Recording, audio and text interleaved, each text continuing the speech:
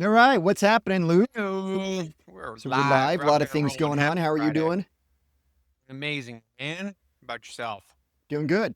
Doing good. Made it to a Friday. Have my son's made it into the playoffs, his team playoffs and championship game tonight for flag football. So Nice. we're hoping that it doesn't get rained out because we're starting to see headlines of the atmospheric river. You lived here, so you know what that means. We don't get rain all year, but then it just comes in. It just comes and hits us like 3 days in 3 days all at once. So it's starting to Nice. sprinkle Yeah, that outside. We'll see how that works out. it's coming. Oh my gosh, I forgot how much chaos that leads to. Everybody like unable to drive, roads all slick and but congrats on the foot flag football. I did both my little kiddos, well, not so little anymore. 6 and 10. The 6-year-old Ace, he went into won the Super Bowl for his team this year, and I was coaching that team. And then not the best season for my oldest, but it's pretty entertaining, man. Little kid sports is fun stuff. So Jacob, my son, he is 9. He's turning 10. Gosh, in this the end of this month. And I don't know. I paused on putting the date in there. I know his date, but we're going live and it's recorded. So I'm like, do I want to do that?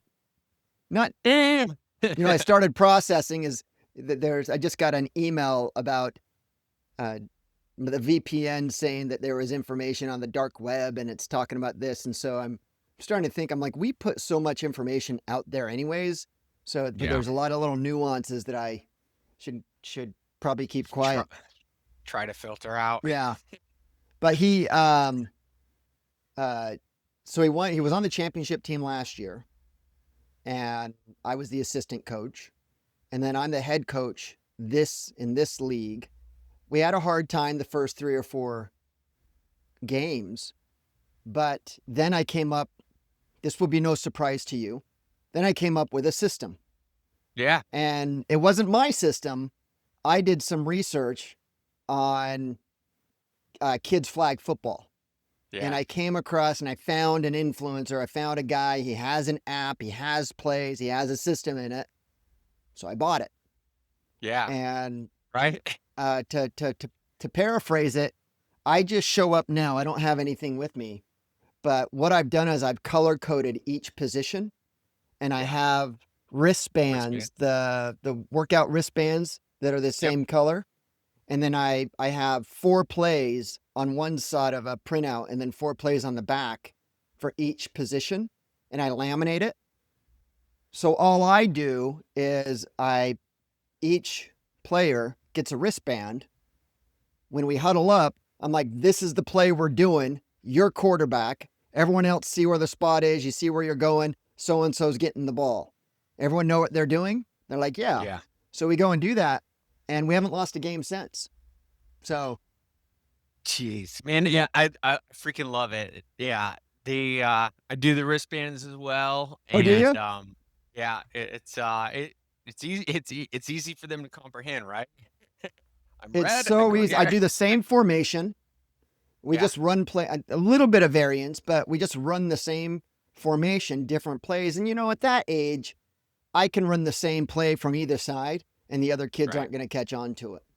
So, but Imagine that, taking somebody else skills, information, knowledge, know-how, and condensing it into a consumable product and yeah, to accelerate your learning curve. And, it probably, would have taken, a couple seasons of trial and error to get to that point. So, and that's the exact reason why I brought it up. Is on a long enough timeline, I could have figured it out. yeah. This was my first season as head coach. I would have got better the next season. I would have got better the next season. I Mhm. would have just gradually gotten better through trial and error. Figure But you know things what? The out. Yeah. kids wanted to win. I wanted to Of win. course. Yeah. So I want to win. I went and found a system that split that time by probably a factor of 10. Yeah. Like I got the plays, I got the structure, I got the outline. I have enough information just playing the game and being a fan of the sport, being in a profession that just teaches all the time.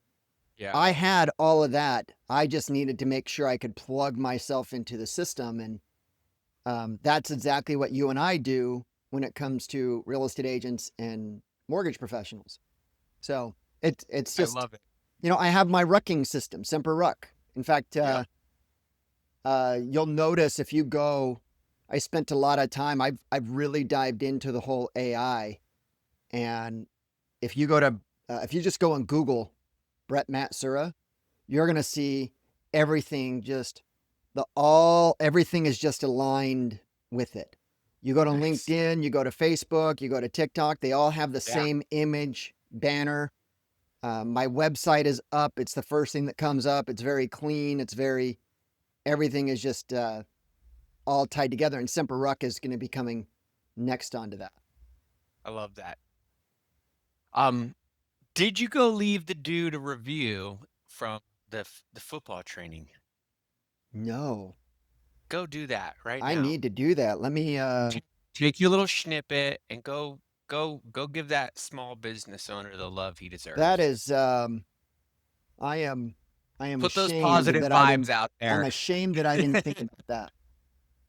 This is where I was at before, this is what happened, and these are the results. Let me see if he has a Google.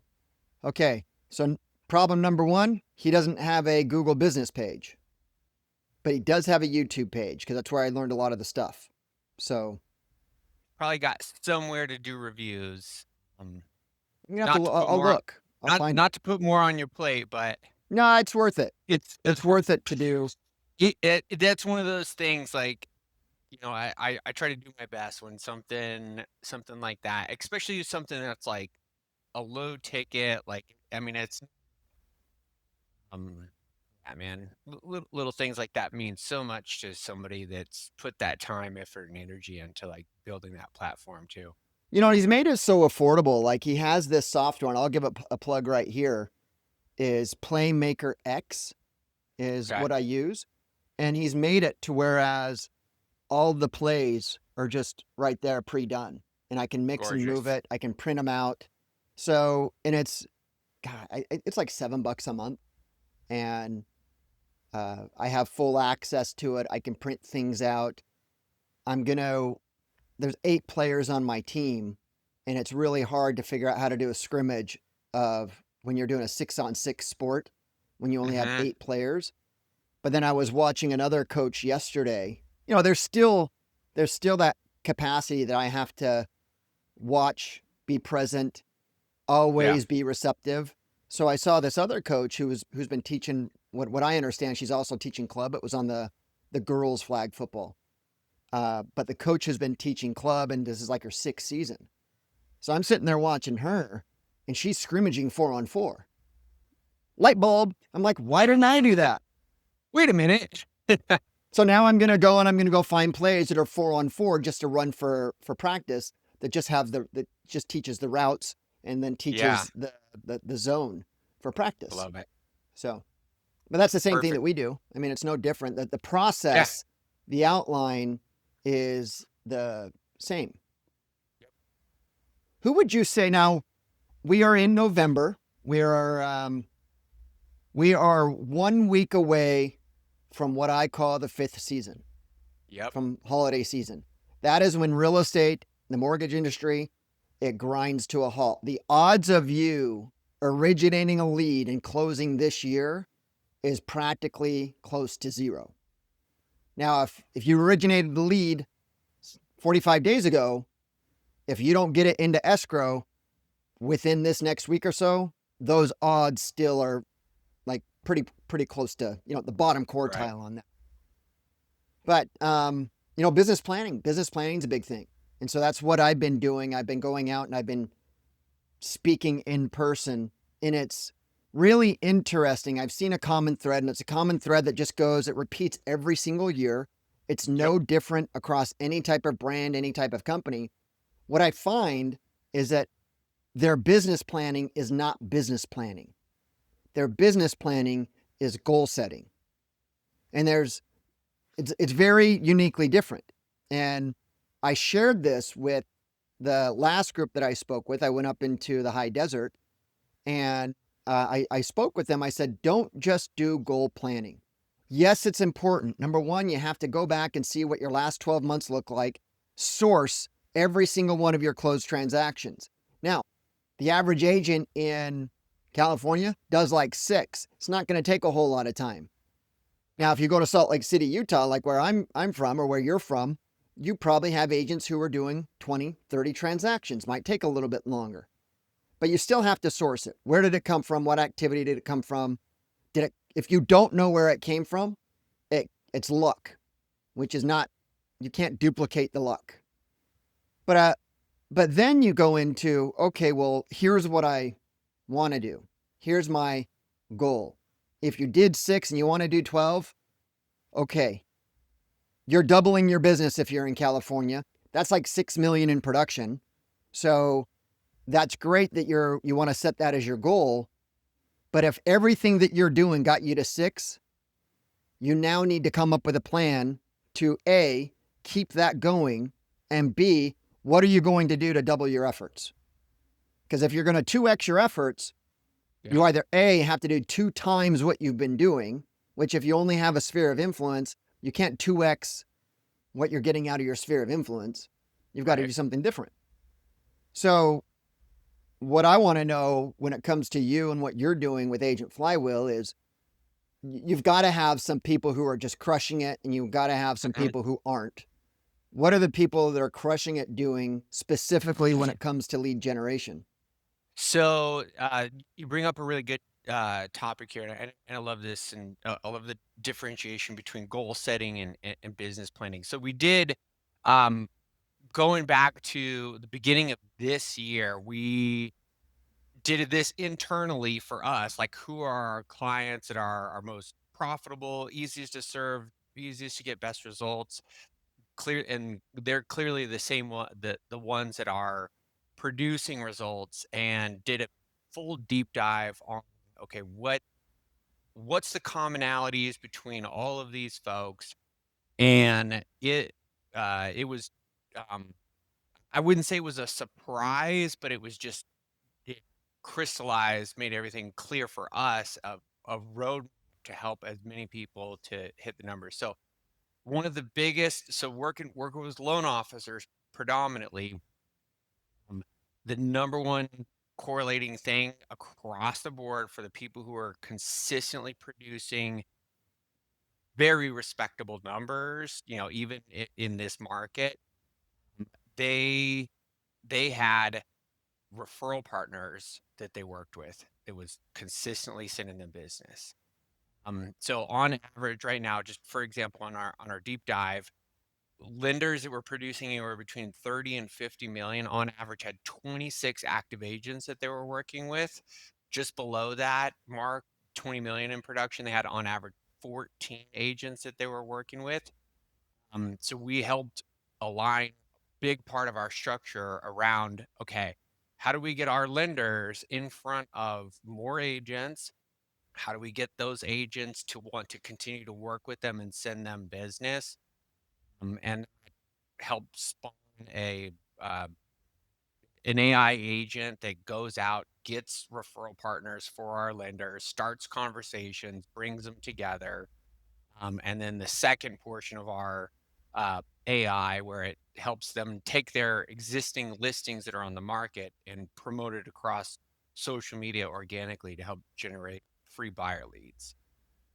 So, you know, internally for us, who are our best clients? And then, okay, how do our best clients achieve the results that they're getting? You know, So, I love what you had just said right there because when you were talking about those referral partners, some of my closest friends were the lenders that I had.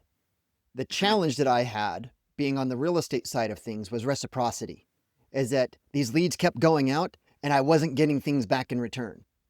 yeah, And for loans, it's much different for loans because you can do more volume than when it comes to the real estate transaction, especially in the beginning. If you're a solo agent or a small team, you're doing a lot of the day-to-day work. It was much different when I had a national team, so you can scale with that.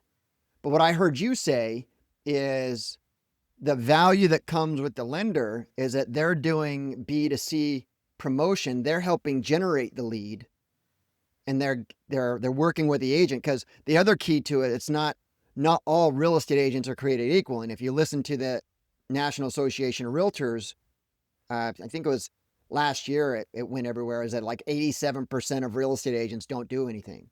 Now, I don't Yeah. know if that thing's accurate. I think there's a lot of nuance into it.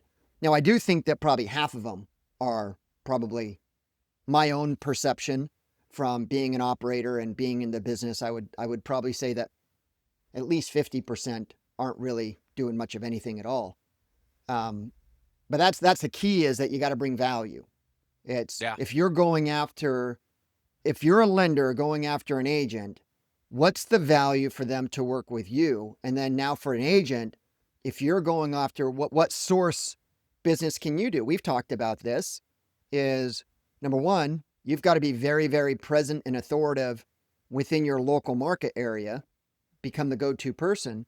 But what is your game plan for probate, for default, for divorce, for taxes? Like all of these different segments of real estate, not Yeah. everybody's an equity seller.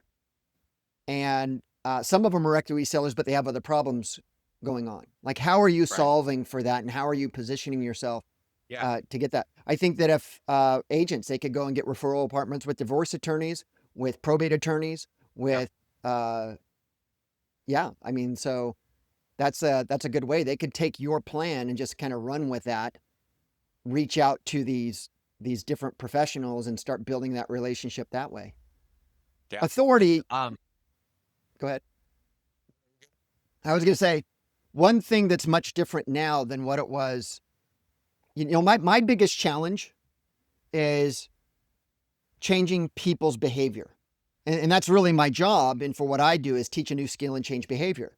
The yeah. behavior that's really, really challenging to change. And this is going to be as surprising to you as me saying that water's wet. But for other people, it might be a little bit more surprising. The biggest challenge that I see is we can't get real estate agents, real estate leaders recognizing that 2025 lead generation is different than what it was in 1984. I Yeah. say 1984 because that was when caller ID came, what, like open market. And then the Mhm. next one would be 2003. That's when the do not call, Congress passed the do not call law. And that's my biggest challenge. When I talk to these leaders, I talked to one this last week. You're going to love this. Smaller office, like 15 agents, 2 locations. Don't even know how that equates. With that type of multiple locations and that number of agents, my next question is, look, I'm guessing that you're the top agent in your company. And they said, yes. Why did I know that? Been there, done that. But what's interesting with it is everybody seems to be pre-wired that the only way to increase business is to grind harder. They're not looking at the system. They're not looking at the Yeah. environment. They're just like, okay, I gotta go knock on more doors. I gotta cold call strangers more. That's the, it's like, they're pre-coded into that. It's like the Matrix. Yep. Yeah, that is a hard one to, uh, communicate effectively to get change from folks. It's like, okay, here's your goals, right? And this, circling back to your business planning, here's your goals. Can you realistically double the amount of effort that you're putting in to get to that goals? Because right now, if that's your plan, that's the only way. So it's like you need a different vehicle to get there. It's just not realistic to be able to hit, to do X if, with this current, model. It's just not. I've had to, I've had to do that personally too, and like looking at my own business where I'm like, okay, here's where I want to go. This current business model doesn't get there. The math doesn't math, Yeah. The So it's interesting like, thing is that those who are unit producers in a market that's closer. So I have two criteria that I look at things. I look at people as either volume producers or unit producers. And the way I came up with this is when I was in Utah, when someone asked me what my production was, I would tell them how many units I closed. I typically closed around 60 a year. You come to California and you ask them what their production is, they're going to tell you the volume in dollars that they've closed. Why? Right. Because if they say the production, people are just going to look at them like they're funny. Like you can I do sold 10 4 million. houses last year. Yeah, you can do 10 million with 5 deals easy in Yeah. Southern California. Not so easy when the average sales price is, I just talked to a guy in I think he's in Missouri. The average sales price was like 250. Right. So for every 4 or 5 transaction he closes, it's in one in Santa Ana, California. It's funny. I think we've touched on this a couple times before, but it's like I'll talk to folks and it'll be like, somebody who's in California and there's like a comfort level threshold, and then you take somebody that and I always go back to this. So it's like this lender in Iowa. And I'm like, how is he doing 10 deals a month and you're doing one? And I mean, you guys are at the end of the day, you have the same income, you're in the same income bracket, but he's doing 10 times more business. And he just needs to be able to sustain his lifestyle in that, um, Yeah. you know, there, and he makes it work, right? Like it's just, so it's, I think we all kind of get to, have, some of that where we have our basic needs are met type of a deal, and you're like, okay, I'm comfortable here type of a deal, but it's really interesting to see that dynamic. Well, I find that the goal for most real estate agents when they get into the business, their goal is to make $100,000 a year. That's that's always been very consistent. That's been the glass ceiling that I think everybody shoots for. And what's interesting is when I got into the business, I think that gold was like, I don't know, 1,000. I don't know what was gold. However much gold was. Well, let me check. How much was gold per ounce? I love your precious metals It's references when it's always referenced. Oh, it gets worse. I was gonna say like 1,000, dude. It was 290. It was $300 an ounce in 1999, oh and the man, goal right, to of income was $100,000. So now yeah, gold is at I think it's at 4,000 ish, and the goal is still 4,000, or excuse me, 100,000. right, Doesn't buy yeah, as much now. that's hilarious. Yeah, I very distinctly remember growing up, like the 6 figures was like the benchmark of like, okay, if I could do this, like, you Yeah, know, um, I've made it, and man, that's near poverty in some cases. you know what? This is.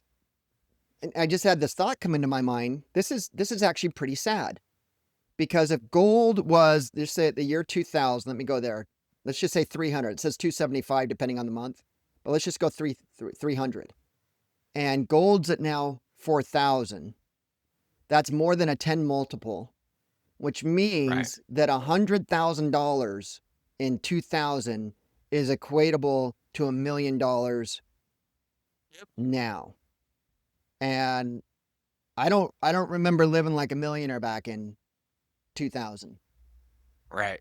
I mean, Yeah. I lived large. That's That's actually not true. I had a big house. I had multiple cars. Like that went a long ways. really long way. Yeah.